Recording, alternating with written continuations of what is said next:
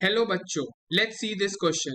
The temperature coefficient of a reaction is option 1 ratio of the rate constant at two different temperatures differing by 1 degree Celsius. Option 2 ratio of the rate constant at temperature 35 degree Celsius and 25 degree Celsius.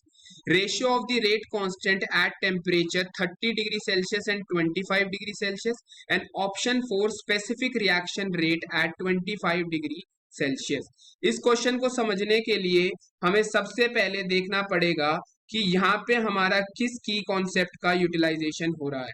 तो उससे पहले हमें पता होना चाहिए कि what do you mean by the temperature coefficient of a particular reaction. तो temperature coefficient हमारे को क्या बताता है?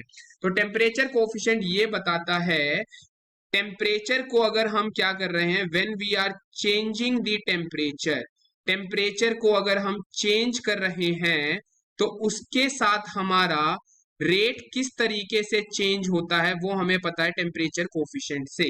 तो टेम्परेचर कोफिशिएंट को हम Q10 से रिप्रेजेंट करते हैं। ये it is the ratio of the rate constant at temperature T+10 divided by the rate constant at temperature T।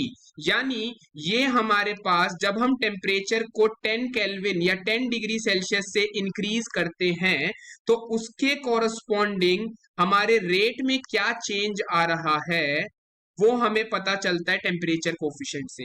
यानी it is the ratio of two different rate constant at two different temperatures which are different by 10 degree और 10 kelvin. मतलब जिन दो temperature पे 10 kelvin या 10 degree का difference होता है तो उसके रेशियो, उस पे रेट कांस्टेंट के रेशियो से हम टेम्परेचर कोफिशिएंट निकालते हैं।